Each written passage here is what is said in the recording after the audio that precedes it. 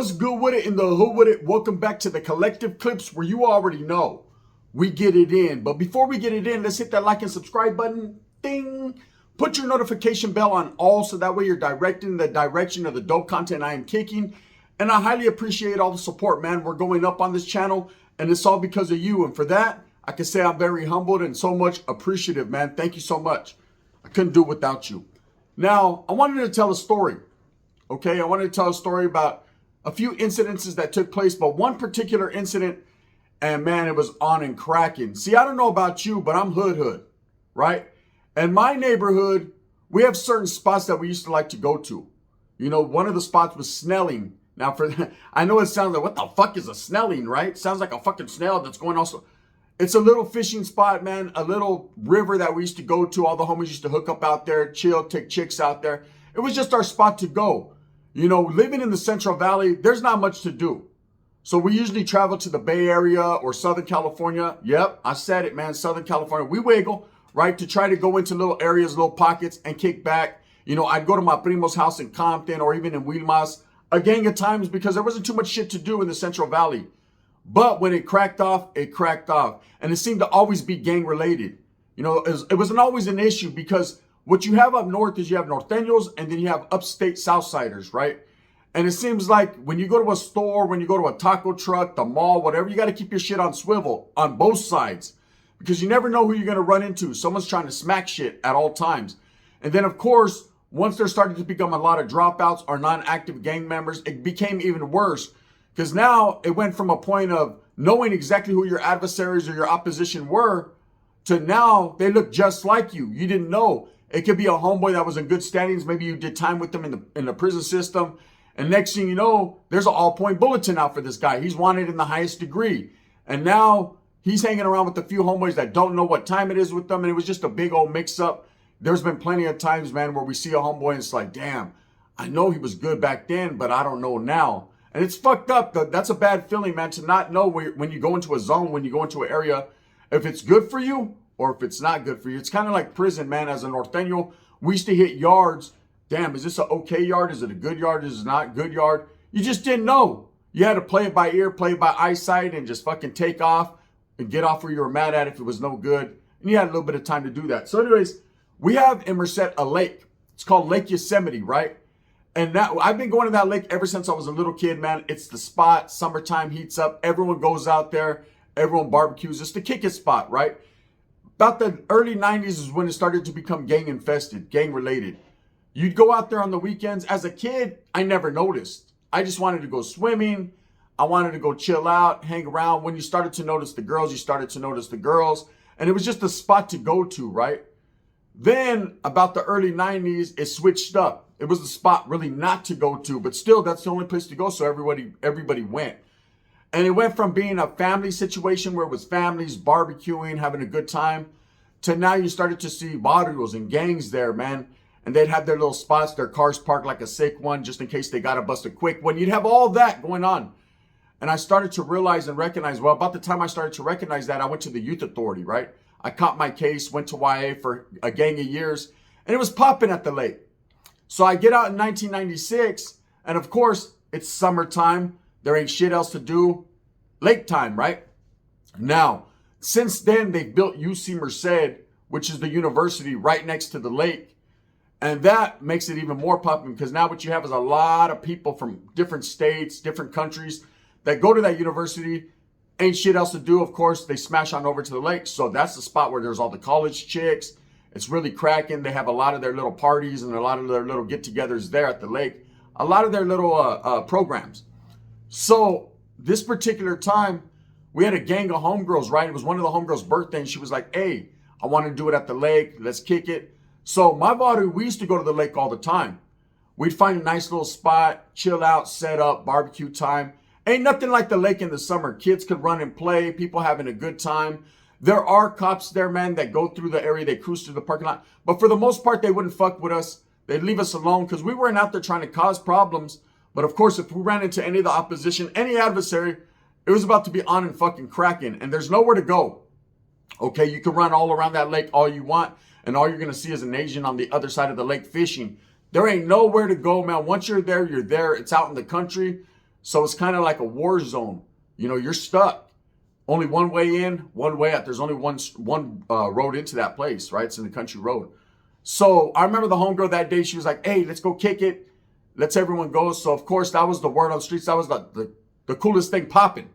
It was hella hot that day, man. I remember it was like at least 99 degrees, almost 100. So it was perfect weather to go to the lake and chill out. Now, there was a couple homegirls, and we had heard that they'd been kicking it with some Southsiders, right? Now, one thing about Merced, there was a couple little gangs of Southsiders, okay? But you never really seen them too much unless you went looking for them. And everybody knew exactly where they lived, where they were at. But we were on our money shit, man. We were on money time. We were on man energy and money time, okay? We were out there trying to get a bag. We weren't too focused on the gangbanging aspect of it. If we ran into Vatos, yeah, it'd be on and cracking. But as far as hunting and looking for them, we weren't on that shit. That was more Atwater shit, Winton. That's what they did. Went looking for the rivals. Hey, we were like, they'll find us before we find them. It ain't no thing. We weren't hiding the flag. Flag was firmly planted. Everybody knew where the water was, right? So the homegirls had been hanging out with some Southsiders. We've been hearing this. We approached one of the homegirls, Cha-Cha, right? Like, what's up with you? We heard that you've been kicking it with them cats, you know, from these cats were from Southside locals. So there was a few gangs. There was SSLs. There was a gang called PPLs, Pocos Pero Locos, back in them days, right? They're no longer around, man. There was just, I guess, a few Southsiders decided they wanted to do their own thing. And then there was one gang, man, that was kind of a trip because they were called HB4L, Homeboys for Life, right? And I remember going to school with the founders of this gang. Okay, they were two brothers. And I always figured they were Norteños. I never really tripped off of it. One of the homeboys was real solid. He was my age. The other one was his older brother. I remember his older brother used to pull all the chicks when we were little at school. Everybody liked them because they had transplanted. They had moved from Los Angeles out there. And I remember a lot of people were tripping on him at first. Like, hey, where you bought this from, Holmes? The brother always wore a hairnet. That motherfucking hairnet was plastered to his head. It never came off, right? His shit was slicked back. But he has one of those fucking dudes where, you know, usually Vatos would cut their hair short. They throw the hairnet on. Their shit's just smooth. It's trained back. His shit was all greasy and fucking, it was too long up top and it went back. I mean, fuck, of course it's going to go back. It has nowhere else to go, right? His shit was in reverse. And his brother was always bald, but they looked like, to me, they looked like Southerners. Now you say, well, how do Southerners look? I don't know. They fucking were bald and wore blue, right? They looked like Southsiders. But when you would have asked them like, hey, homie, you guys are from LA or what? Because we were hearing from chicks. They were like, nah, we moved, bro, but we're not into the gangs. But they dressed the part. But over time, I became friends with the one that was my age. His name was David. I remember, man. We became good friends and he was cool. We didn't kick it every day. He wasn't from a barrio, but he was solid, you know. I knew that if some shit went down, he would back my play and vice versa. Now, his brother, I didn't really care for his brother. His brother thought his shit didn't stink and it smelled straight like caca, just like how the air smelled, right? So at the same time, we were always skeptical about his brother. Well, they ended up starting their own barrio called Homeboys for Life, right? And here's a side note. They tried to set up shop in my neighborhood. Don't know why they did it, right? One day some chick was like, the homeboy called the chick. We're all chilling in front of the homie's house and the homie calls her. He's popping with her, you know? And you know how the chicks are back in the days, the hood rats? They're talking to every guy. They don't just have one. They have one right here, one right there, and one on standby. So she was popping with the homeboy and the homie's like, hey, let the homies come through. Let's go to your pad, right? Her pad was a kick it spot. And she was like being real fucking nervous and real like not wanting us to go over there. That gave us the alert that something was popping over there. There was somebody over there. So she was like, nah, you know, my boyfriend's here. And the homie's like, I don't give a fuck. Tell him to kick rocks, right? We're going over there. And so we ended up, the homeboy heard some guys in the background. He's like, who's over there? She wouldn't say. So he was like, man, some fools are over there. Let's go check it out. So we went over there, a couple carloads deep, strapped up, ready. And it happened to be the older brother and all these dudes. There was about 5 or 6 dudes from Homeboys for Life. Some little shit that they were trying to start up. Didn't last too long, but I got to give them their props, man. They made a little bit of noise while they made a little bit of noise. That's facts. Cool part was they were trying to set up shop right there in my neighborhood, right there, right? And that wasn't going to fly. So, of course, a few pistol whips later, them guys moved on up out of there.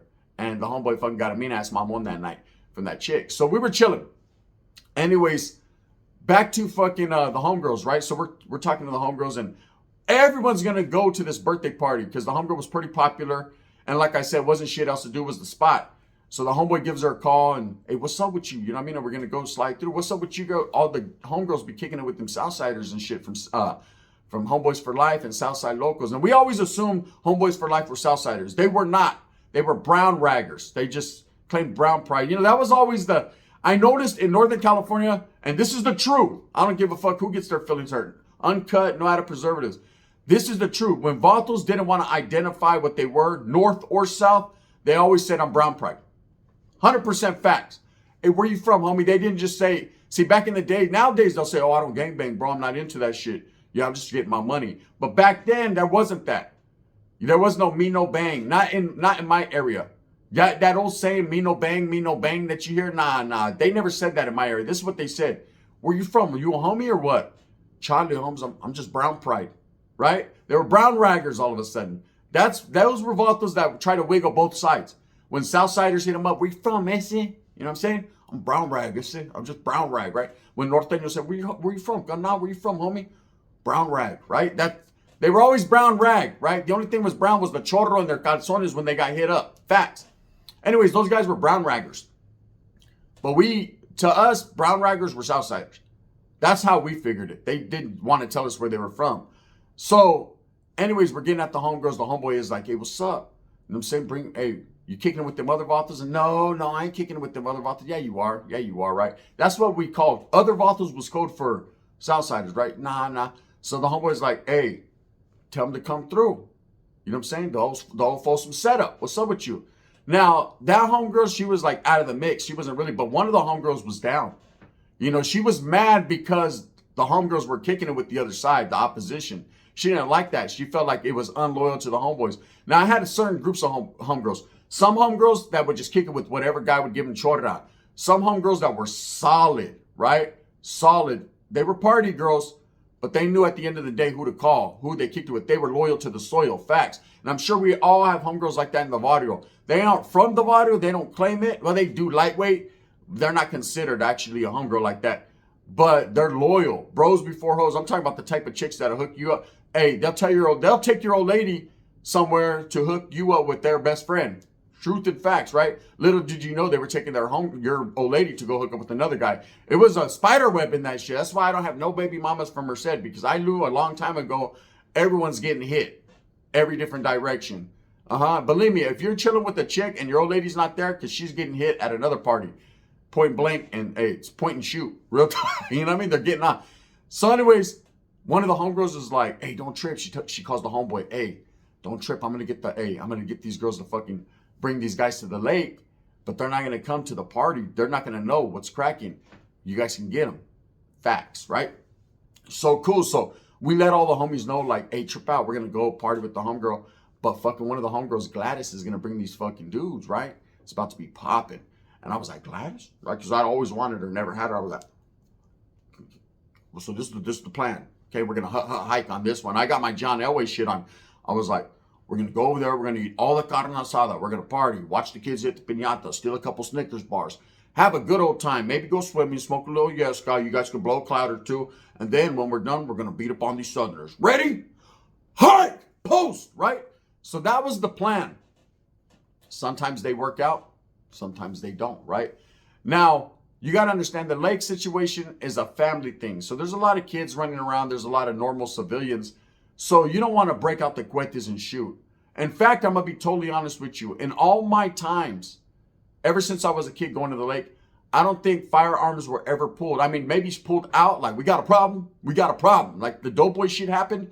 But as far as actually shooting, I never seen that happen. And there's been plenty of car shows, plenty of gang music videos shot. You know, I was actually in a music video years ago there. There was plenty of things that popped off and happened at the lake.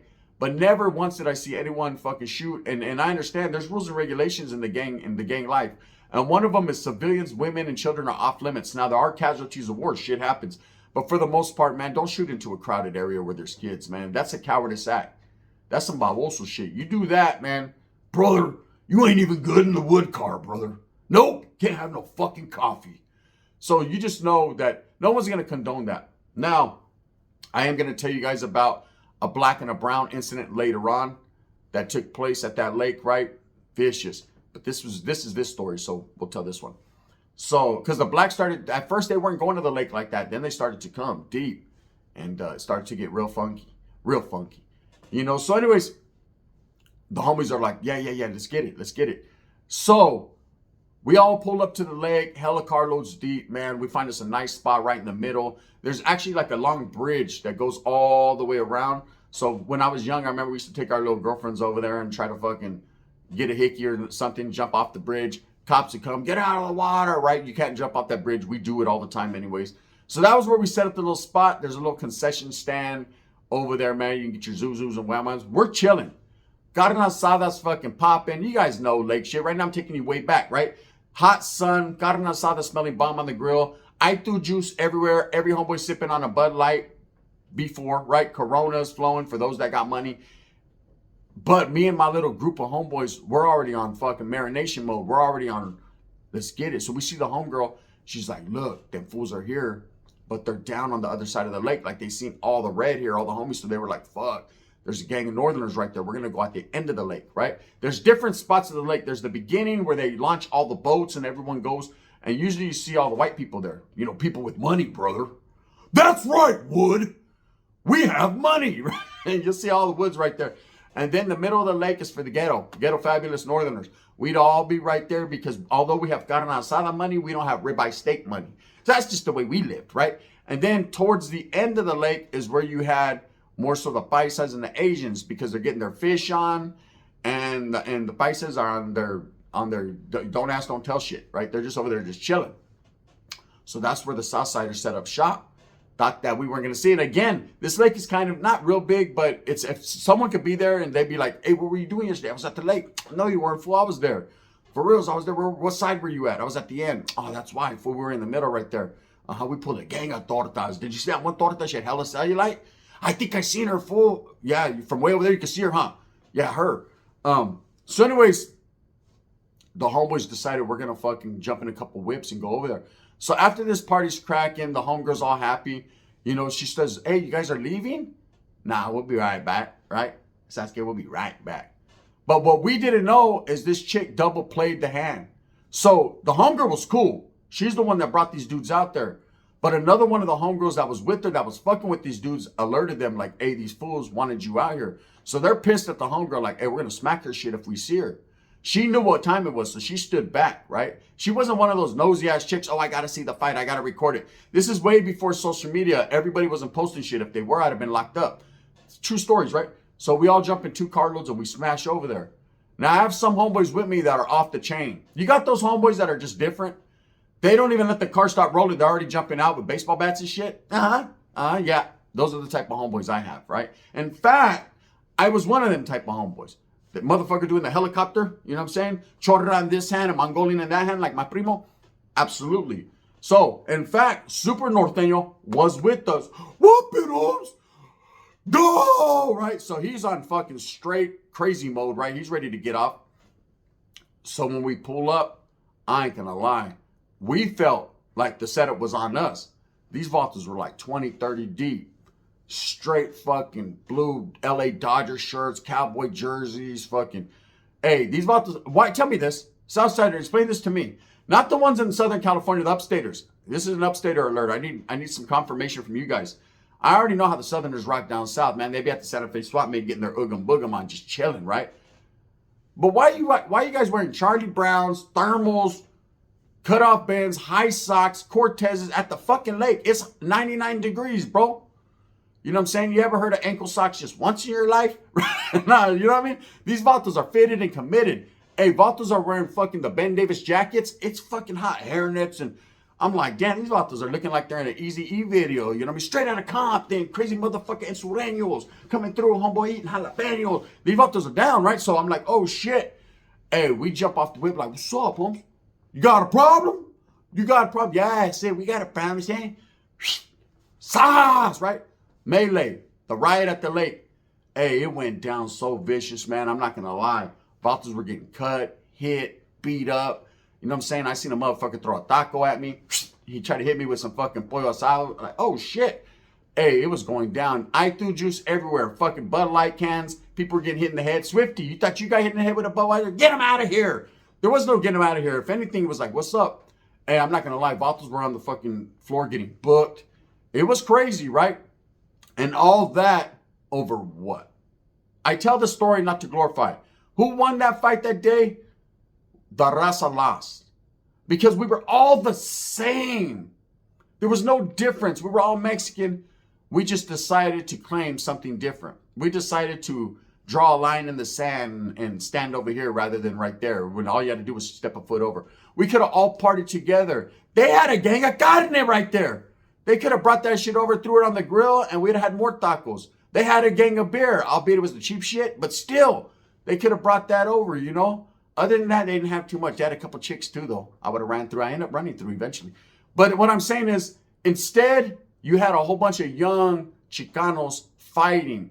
Cops came. It was vicious. A gang of motherfuckers got locked up, right?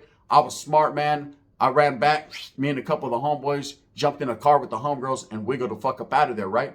The thing is, you know, we turn something good and great always as gang members looking for the bad in it, for the bullshit. And I just did a video talking about Swifty Blue on Gunners Collective TV. Make sure you tap into that one. He got hit in the head with a Diet Sprite can, right? He got a Shirley Temple thrown on him, like Dubs would say, right? And I'm saying this, you know, we always fuck everything up. As brown men, as gang members, being part of a barrio, we can never just go have a good time. We always have to be plotting and planning some bullshit. Always ready. You know, that incident right there, Avalta got meta-flighted up out of there. They had to bring a helicopter and everything, ambulances. People were getting hurt, man. And all that because I was mad and a couple other homeboys were mad because they were fucking our chicks. You know what I mean? Who wasn't? At the end of the day, there's a black dude kicking back, getting chopped up like, look at these essays fight. Girl, don't stop.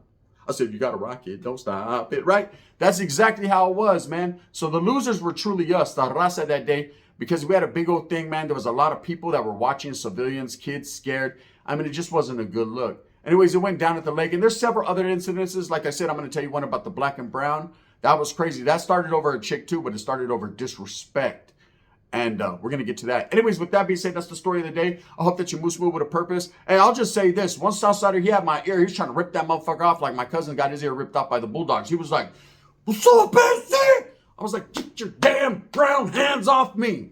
Get your fucking hands off me, brother. Right? It was crazy. I was smashing. Boom, boom, boom. I love riots because, hey, I'm going to be truthful. They're fun. You're getting hit from every direction, unless there's weaponry. See, in this one, you got to be watch out, because one thing about Southsiders, them motherfuckers love knives, bro. Right? Them motherfuckers love knives. Anyways, with that being said, I hope that you move smooth with a purpose. Get everything that you want coming. And remember, at the end of the day, it's all about the strive to struggle, the struggle to strive. I'm going to continue to do what I do right here on the Collective Clips. Make sure you tap in. Please subscribe. I appreciate it. We're going up. Make sure you go to Gunners Collective TV. I'm dropping dope bangers over there. And I know it's been, hey, it's been 3 días. What 3? Show! It's been 3 days, since you did a Super Norteño. ¿Sabes qué? My bad. I've been busy at work. They've been calling me in lately this week, but I got one coming for you. I promise. It's been worth the wait. You ready to laugh? Thumbs up, thumbs down. If he's going to be the head that wears the crown, I got you.